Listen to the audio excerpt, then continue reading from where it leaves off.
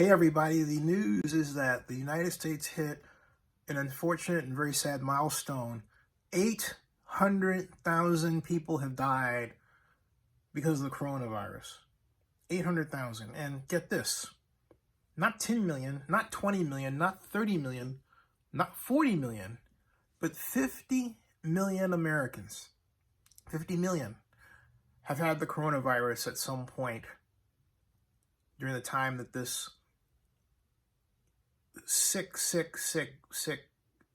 life thing has been around. 50 million Americans. Now, what does that break down to? Okay.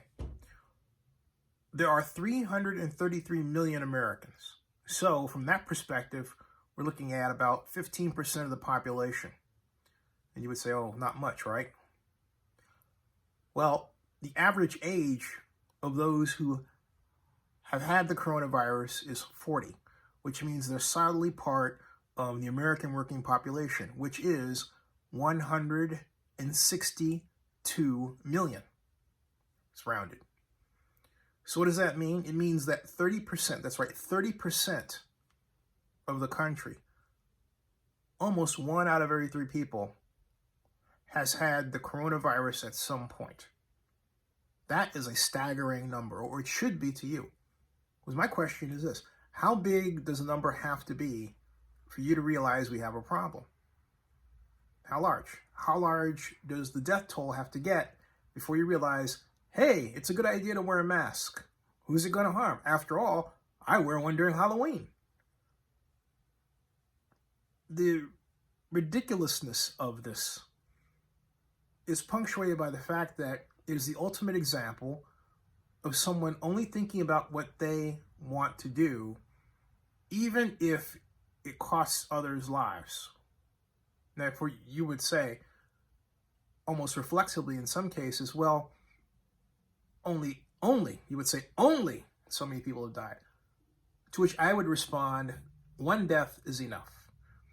And when it gets to a point where you know people who know people who know people, or just that you know a person who's died or has been sick with the coronavirus, which is where we're at, that's enough. That should be enough. What's the point?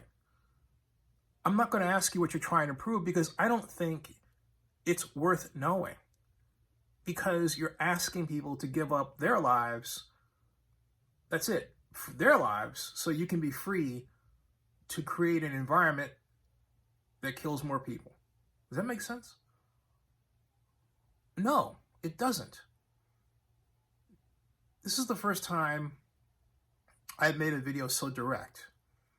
But think about where we've come from. Remember when now former President Trump said, well, it's just going to go like this and I'll be done? It's still with us.